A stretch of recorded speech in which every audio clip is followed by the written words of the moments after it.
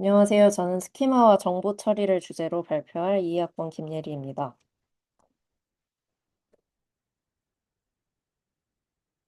발표 순서는 다음과 같습니다. 먼저 스키마는 정보의 해석, 조직 예측에 사용되는 구조화되고 일반화된 지식 체계를 말합니다. 우리 뇌에서 스키마는 구체적인 경험을 추상적인 표상으로 바꾸어서 서사적 기억의 형성과 의사결정 과정을 돕습니다. 스키마는 서사적 기억과 위상적 기억에서 모두 기능합니다. 여기서 서사적 기억으로는 사건의 순서에 대한 지식 등이 있고, 위상적 기억으로는 공간 개연과 업무 구조 등이 있습니다. 첫 번째로 소개해드릴 연구는 사람들이 일상적인 내러티브, 식당을 방문하거나 공항을 이용하는 상황을 이해할 때 이벤트 스키마가 뇌에서 어떻게 표현되는지 조사했습니다. 우리가 영화나 이야기를 이해하려면 전개되는 사건의 위치, 인물, 행동, 인과관계 등을 이해하기 위해서는 세부 사항을 지각하는 것을 넘어서 이를 추상화한 고차원적인 상황 모델을 만들 필요가 있습니다.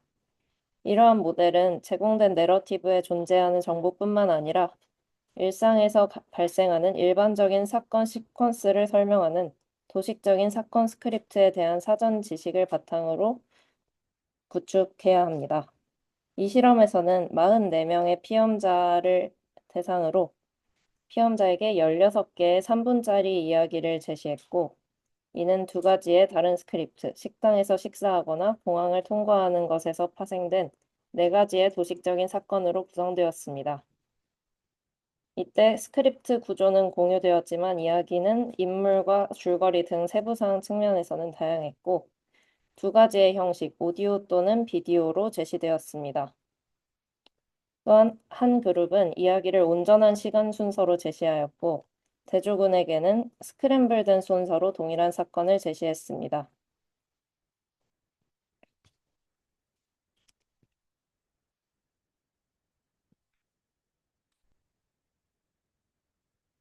이 그림은 도식적 패턴을 시각화한 것인데요. 각 도식적 사건과 관련된 공간 패턴을 두 개의 피험자 그룹에 대해서 계산한 결과입니다. 그림에서 따뜻한 색상은 평균 이상의 활동을 나타내는 영역이고, 차가운 색상은 평균 이하의 활동을 나타낸 영역입니다. 또한 그림에서 도식 관련 효과를 나타내는 복셀만 표시하도록 마스킹 처리했습니다. 그림을 보면 공간 패턴이 두 도식 간에 시각적으로 구별된다는 것을 알 수 있습니다.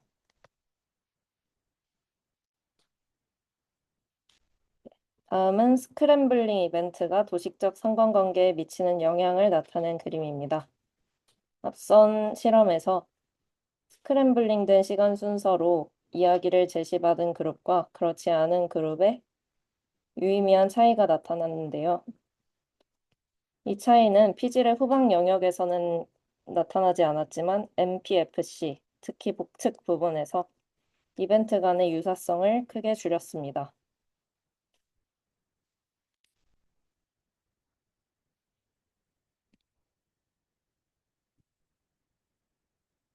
다음은 HMM, 히든 마르코브 모델을 이용해서 분석한 결과인데요. 8개 중 7개의 이야기에 대해서 라벨링하지 않은 상태로 피험자에게 이야기를 제시했고, 그 패턴을 HMM 모델을 사용해서 분석한 결과, 라벨링되지 않은 스토리를 스키마를 이용해서 라벨링, 즉 분류해낼 수 있다는 것을 보여주었습니다.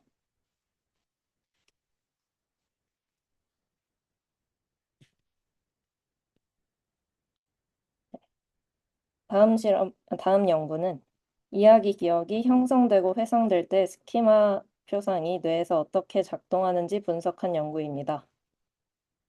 도식적인 사전 지식은 지각 과정에서 사건 기억의 구성에 영향을 미칠 수 있고, 회상 과정에서 기억 검색을 안내하는 구조화된 단서를 제공할 수도 있습니다.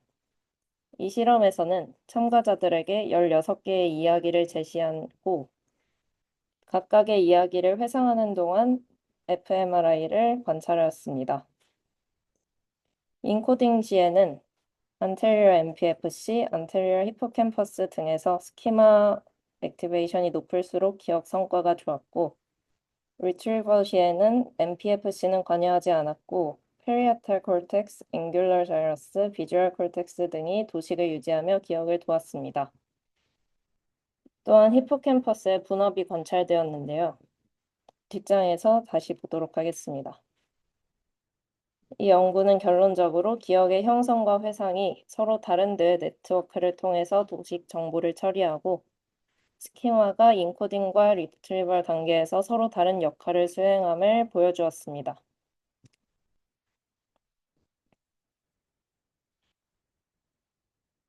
여기서 그림 A를 먼저 보면 인코딩 동안 그리고 리트리벌 동안 활성화된 뇌 영역을 표시하고 있습니다.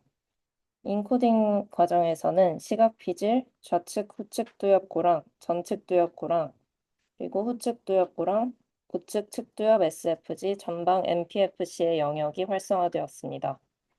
그리고 리트리벌 시에는 시각 피질, 후방 상부 특두엽고랑 좌측 방추형고랑 우측 SPL, 우측 AG, PHC, 내측 SFG 및 MFG에서 활성화가 관찰되었습니다. 그리고 그림 B를 보시면 인코딩과 리트리버를 할 때 계략적 표현이 후속의 기억을 다르게 예측하는 방식을 공식적으로 비교하기 위해서 인코딩 개수를 복원 개수와 대조하는 모델 개수 비교 분석을 수행한 결과인데요. 그 결과 인코딩 시 유의미하게 강한 관계를 가진 영역은 왼쪽 시각 피질, 좌측 후측 두엽고랑, 우측 전측 두엽, 좌측 하부 중앙 피질, 후측 두엽고랑, 전두엽 및 전방 MPFC의 일부가 관찰되었고, 인코딩 시에 더 유의미하게 강한 관계를 가진, 회상 시에 더 강한 관계를 가진 영역은 시각 피질, SPL, 후방 두정엽 영역의 클러스터, SFG 전두엽의 영역 PHC로 관찰되었습니다.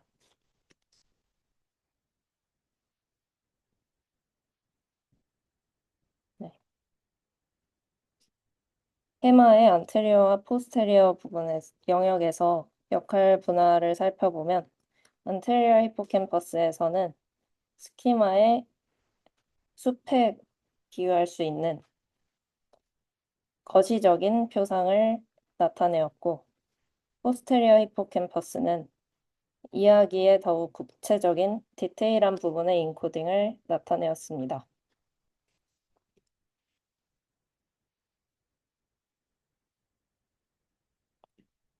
다음으로 살펴볼 연구는 코그니티브 맵의 위상적인 구조를 수학적으로 모델링하고 플레이스 셀의 활동이 어떻게 공간의 도식을 형성하는지 설명한 연구입니다. 포유류의 공간 탐색은 환경의 정신적 표현인 인지 지도를 구축하는 것에 기반하는데요. 이러한 인지 지도의 성격과 신경 구조 및 활동에서의 기반을 밝혀내기 위한 연구라고 보시면 됩니다. 플레이스 셀은 특정 위치에서 활성화되는 해마의 뉴런이고 이 연구의 결과 도식 수준에서 공간의 위상적 정보는 뉴런들이 완전히 학습되기 전에 이미 형성되어 빠른 공간이 학습이 가능하다는 것을 역시 밝혀졌습니다. 또한 공간 인지는 정밀한 좌표보다는 관계성과 위상 구조에 기반하며 이러한 도식적 표현은 신경망에서 약 4초 이내에 빠르고 효율적으로 학습됨을 관찰하였습니다.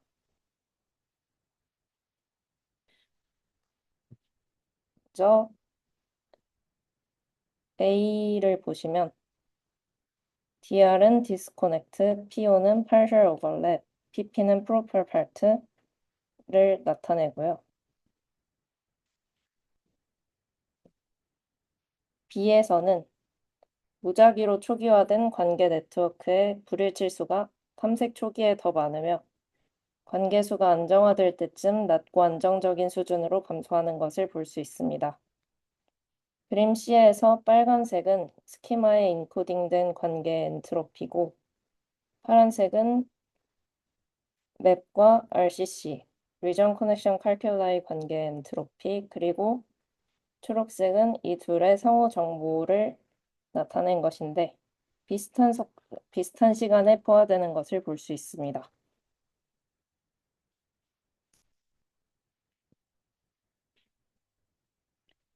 다음은 스키마의 생리적 구성 요소를 나타낸 그림인데요. A에서는 1제곱미터의 공간 안에서 G가 자유롭게 돌아다니도록 한 것을 시간 궤적으로 나타낸 것이고, 그림 B에서 파란색 오각형은 네, 각 판동 뉴런을 나타내고 중심에 빨간색으로 채워져 있는 까만 점은 장소 셀의 어셈블리를 나타내고, 그리고 그 빨간 중심으로 채워진 점에서 내려온 파란색 점은 스파이크 활동을 유도하는 스파이크 트레인 판동 뉴런을 의미합니다.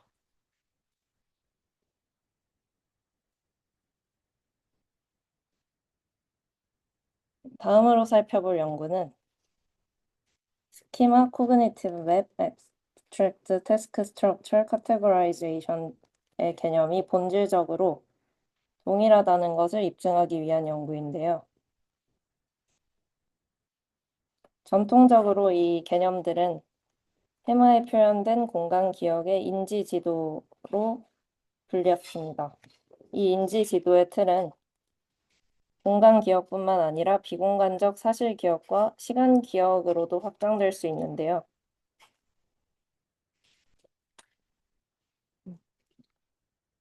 결론적으로 인지지도, 스키마, 추상적 과제 또는 분류라는 다양한 용어들은 동일한 뇌 활동을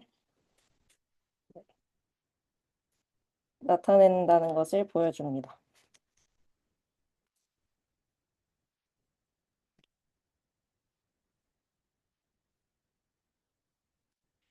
화면의 그림을 보시면 EC, HPC, MPFC로 구성된 회로를 볼 수 있는데요. 그림에 나와 있듯이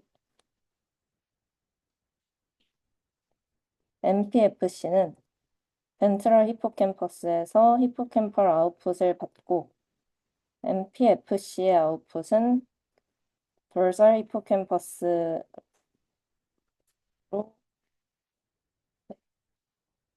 돌살 히포캠퍼스 방향으로 작용하고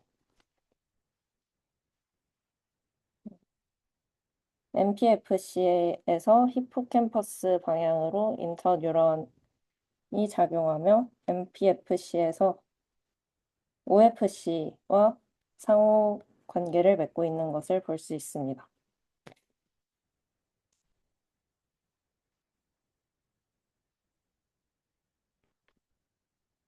다음으로는 LEC가 스키마와 기억 동화의 표상에 관여하는지 알아보기 위한 실험인데요.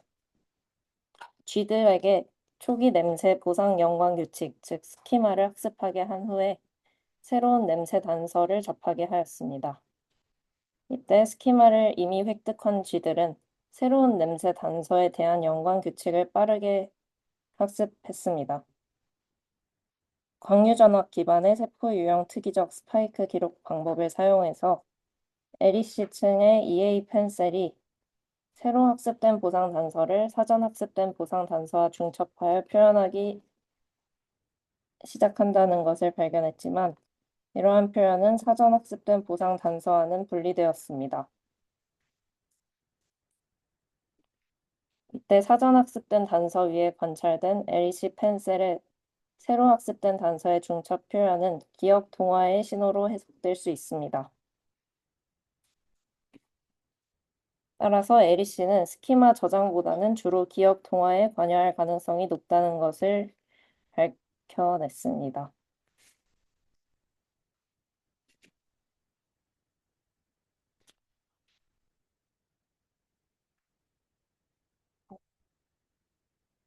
발표 내용을 요약하면 먼저 스키마는 추상적이고 동적이며 멀티모달한 특성을 지니고 있습니다. 그리고 두 번째로 MPFC와 해마는 기억 단계마다 다른 역할을 하고, 세 번째로 스키마가 위상 구조를 학습할 때 정확한 좌표보다는 관계가 더 중요하고, 마지막으로 스키마 메커니즘은 비공간 도메인으로 일반화된다는 것을 알 수 있습니다.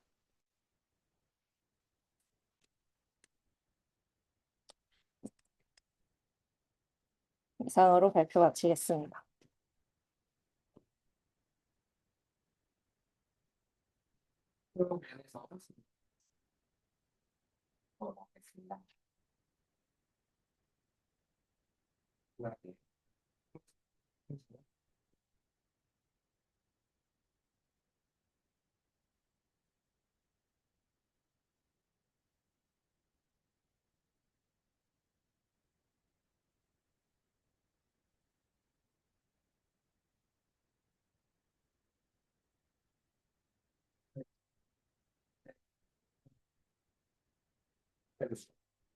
네,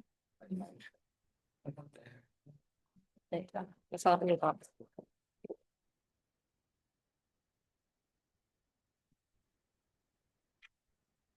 네, 재밌는 발표 주제였습니다.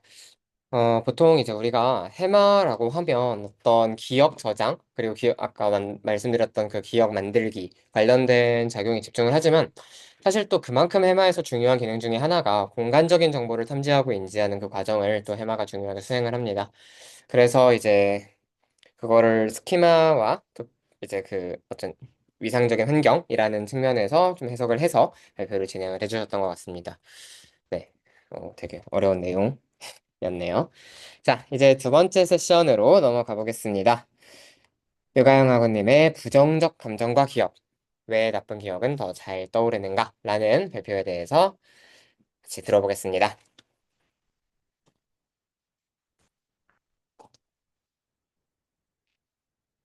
네, 저는 부정적 감정과 기억의 관계에 대해서 설명을 할 텐데요. 좀 어떤 호기심 천국처럼 이 부정적 감정이랑 기억이 무슨 관계가 있길래 부정적 감정이 나쁜 기억이 더 잘 기억될까? 이런 질문에 대해서 답을 하기 위함이라서 조금 편하게 들어주시면 감사하겠습니다.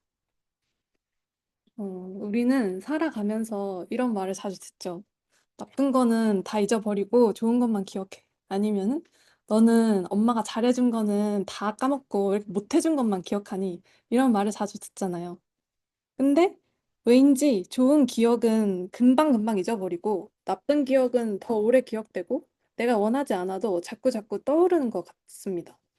정말로 나쁜 기억이 더 선명하고 더 오래 기억되는 걸까요? 만약 그렇다면 왜 그런 건지 이 질문에 대해서 답을 제시한 새로운 기억 모델에 대해서 오늘 소개해 보도록 하겠습니다.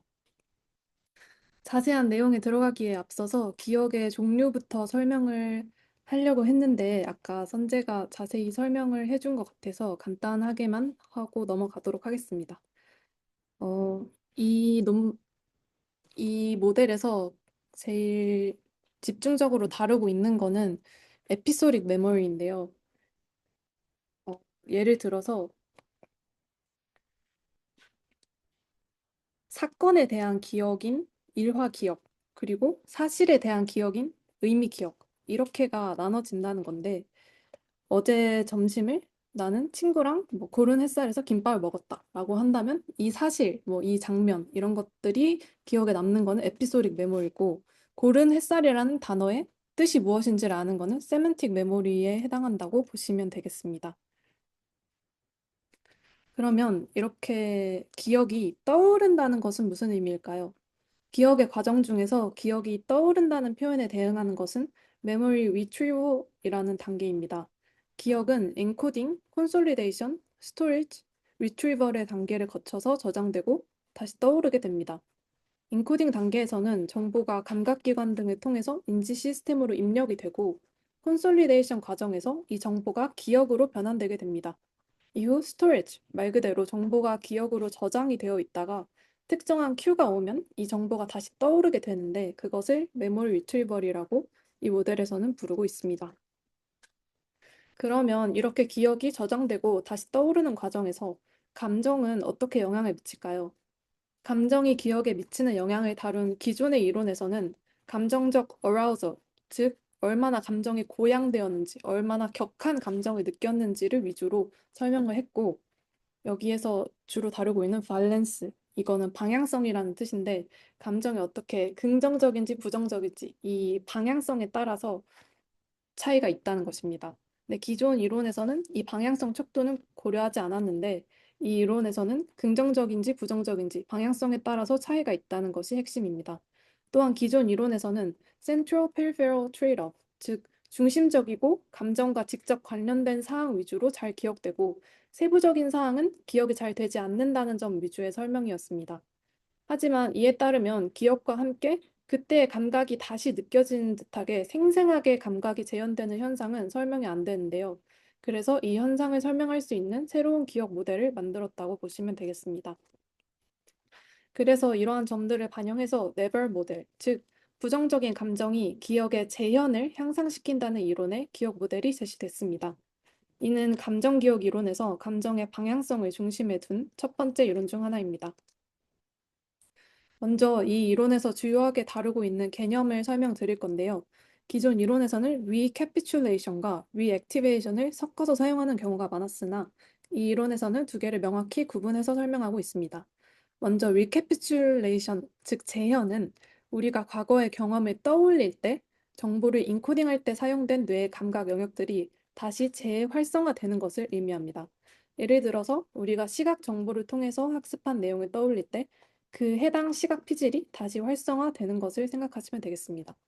이와 달리 reactivation, 즉 재활성화는 기억된 정보가 자극 없이도 뇌에서 자발적으로 다시 활성화되는 현상을 의미합니다. 이는 수면이나 휴식 상태 중에서 발생해서 기억을 강화하고 재구성하는 역할을 합니다. 그래서 이렇게 비슷하지만 두 단어의 차이가 명확한데요. recapitulation은 기억을 떠올릴 때 인코딩된 감각 활동을 재사용하는 것이고 reactivation은 인출하기 전에 뇌가 자발적으로 기억을 복습하는 과정이라고 보시면 되겠습니다.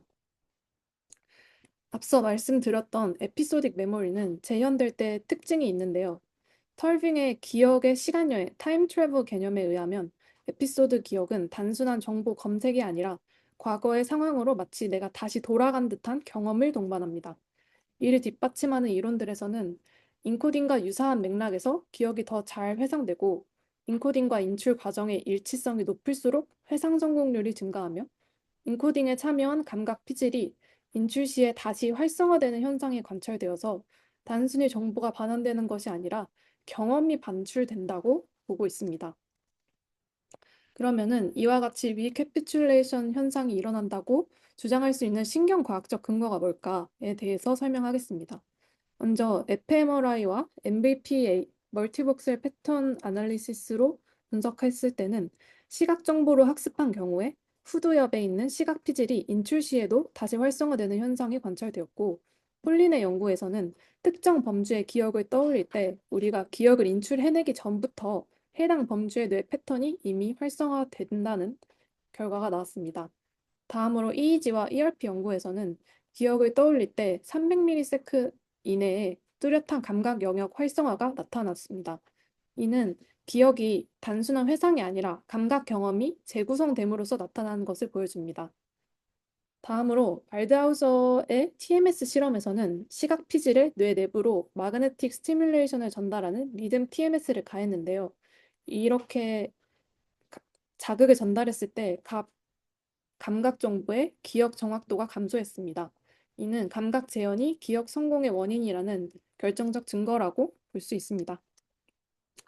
또한 행동과학적 실험에서도 이에 대한 근거를 찾을 수 있었는데요. 윌슨과 맥노튼의 쥐 공간학습 실험에서는 공간을 탐색한 후에 잠든 쥐의 해마가 탐색 시에 활성화되었던 뉴런 패턴을 그대로 반복하는 현상을 보았습니다. 이는 인간의 수면 중 기억 강화 개념의 기초가 되었습니다. 또한 인간의 수면 연구에서는 학습 시에 들려준 소리를 수면 중에 다시 들려주면 기억이 더 잘 유지되는 현상이 있었습니다. 또한 레만의 실험에서는 부정적 정서 자극의 경우 이 수면 중 재활성화가 더 강하게 작동했습니다. 결국 기억은 단순한 정보 저장이 아니라 감각적 재경험이라는 것을 결론으로 알고 넘어가시면 되겠습니다.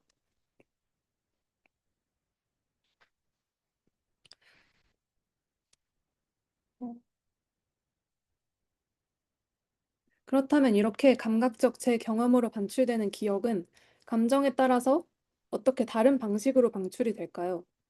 에피소드 기억은 이전에 설명했듯이 단순히 정보가 저장되는 것 이상으로 과거의 순간으로 돌아가는 것 같은 주관적 느낌을 수반하는데, 이 기억은 보통 높은 생생함, 높은 확신도, 그리고 주관적 재경험의 느낌이라는 특징을 가집니다. 대부분의 기존 연구들은 감정이 기억 형성과 초기 저장 과정에서 주의 집중과 각성 증가 등을 통해서 영향을 준다고 집중했습니다. 이때 감정, 편도체, 해마의 경로가 강조된 것입니다. 하지만 이 모델에서는 기억이 형성되는 단계뿐 아니라 기억 인출 및 재현 과정에도 감정이 영향을 미친다고 봅니다. 그러면은 이 감정이 기억의 각 단계에 얼마나 영향을 미치는지를 단계별로 살펴봅시다. 먼저 인코딩 단계에서는 감정적 자극은 주의를 강하게 끌고 더 깊은 감각 처리를 유도했습니다. 특히 부정적인 자극은 감각 피질의 활성화를 더 크게 높였습니다. 얼굴과 단어를 함께 제시한 실험에서 무서운 표정과 짝지어진 단어는 시각 피질, 청각 피질, 편도체를 강하게 활성화해서 감각 정보를 정밀하게 기록하기 때문에 회상 과정에서 얼굴 정보까지가 더 쉽게 자동 회상되는 결과를 보였습니다. 다음으로 저장 강화 단계에서 수면 중에는 해마와 심피질 경로를 따라서 인코딩된 감각 정보가 자발적으로 다시 활성화되는데, 부정적 정서 자극을 가진 기억일수록 이 재활성화가 더 강하게 발생했습니다. 이 단계에서 감각 피질과 정서 영역 간의 연결이 더 강화돼서 장기 기억으로 더 잘 남기 때문에 감정이 동반된 사건이 시간이 지나도 덜 망각되는 것입니다. 다음으로 인출 재생 과정인데요. 이후에 기억이 인출될 때 인코딩 시 활성화되었던 감각 영역이 재활성화되는데, 부정적 자극은 편도체를 더 자극하기 때문에 이 재현 과정에서 더 강력하게 감각적 재생을 유도하는 것입니다. 그러면은 이제 긍정적 감정과 부정적 감정이 어떻게 다른지를 더 자세히 살펴볼 건데요. 먼저 긍정적 자극은 전반적인 분위기나 감정은 잘 기억하지만 세부 정보는 비교적 덜 정확하게 기억되었습니다. 부정적 자극은 위치, 색상, 형태 등 구체적 세부 기억이 증가되었고, 감각 피질의 활성도도 더 높고 오래 유지되었습니다. 이 효과는 같은 수준의 각성도에서 비교했을 때도 나타났는데요.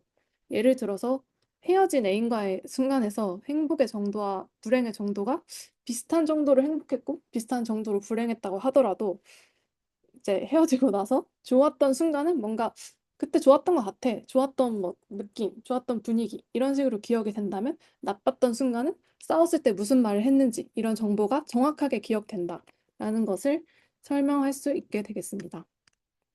그러면은 이에 대한 신경과학적 근거를 좀 더 살펴볼 건데요. fMRI 연구에서 부정적 자극은 시각 피질과 감각 영역의 활동을 더 강하게 유도했고, 편도체 감각 피질 간의 기능적 연결성을 증가시켰습니다. 반대로 긍정적 자극의 경우 같은 수준으로 감정이 고양되었더라도 감각 피질 활성이 더 낮고 편도체 전전두엽 경로의 활성 비중이 더 높아서 보다 정서적 평가와 요약 중심의 과정이 일어났다고 보시면 되겠습니다. 그리고 이의지 연구에서는 부정적 자극은 빠르고 강한 ERP, 즉 사건에 의한 전이 변화 반응을 더 강하게 보였는데요. 부정적 감정과 함께 생긴 기억은 리액티베이션 시에도 휴지폰 자이러스 같은 감각적 영역의 재활성화가 더 크게 일어나고, 잠자는 동안에도 더 잘 강화되는 결과를 보였습니다. 다음으로 수면 및 시간 경과 이후 발생하는 차이를 살펴본 실험에서 수면 이후에도 부정적인 기억은 감각 정보까지가 모두 잘 보존된 반면, 긍정적인 기억은 전반적 분위기나 감정을 남기고 구체적 감각 정보는 더 빨리 잊혀졌습니다. 또한 임상적 증거를 보면 편도체 손상 환자는 부정적인 기억의 회상은 어렵지만 긍정적인 기억은 상대적으로 보존되었습니다. 이는 부정적 기억에서 편도체의 역할이 더 크다는 것을 의미합니다. 그래서 결론적으로 이 모델은 왜 부정적인 감정을 동반한 기억이 더 정확하고 생생하고 감각적으로 재현되는가에 대한 답을 제시합니다. 부정적인 감정은 기억의 감각 정보 재현을 강화하며 인코딩, 저장, 인출 등 모든 단계에서 감각 정보의 정밀한 처리 및 재현을 유도합니다. 그러므로 감정 기억에서 단순히 감정이 강한 것이 중요한 게 아니라 부정적인지 긍정적인지에 따라서 어떤 뇌 영역이 활성화되고 어떤 정보가 인코딩되고 보존될 건지, 그리고 인출 시의 감각 정보까지 어느 수준으로 재현이 되느냐에 따라서 결정적인 영향을 미침으로써 기억의 질을 좌우한다는 것입니다. 그래서 여기까지 마무리하도록 할 텐데요.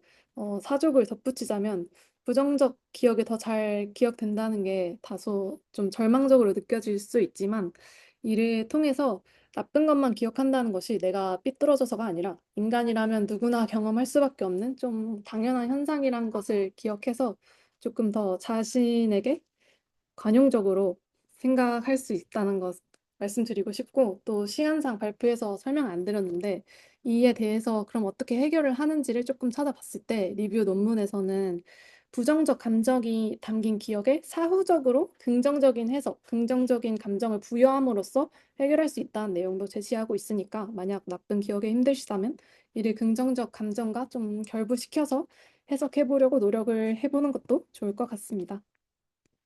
네, 질문 있으신가요?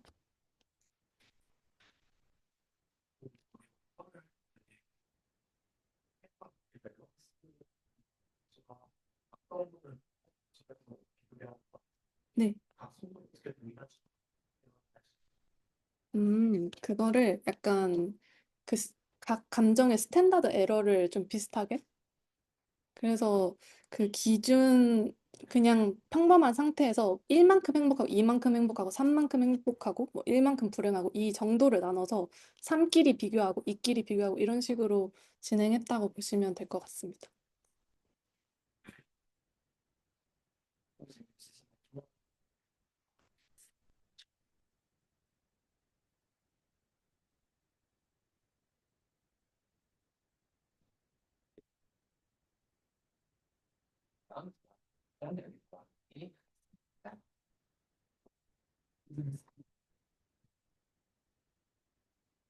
네, 이것도 오늘 세션 주제에 되게 잘 맞는 재밌는 발표였는데, 기억이라는 게 일단 기억이라는 게 감정과에 되게 강한 연관성을 가진다라는 데에서 출발을 해서 그게 단순히 감정이랑 연관돼서 기억되고 회상되는 것 정도를 넘어서서 거기엔 어떤 방향성이 있다. 마치 이게 밸런스 약간 무슨 원작가 그것처럼 약간 어떤 특정한 방향은 조금 더 흐릿하게 기억이 되고 어떤 특정한 방향은 더 구체적으로 기억이 되고 이게 기억이 저장되고 또 해석되고 인출되는 모든 과정에서 굉장히 비대칭적으로 작용한다라는 되게 재미있는 인사이트를 남긴 연구였습니다.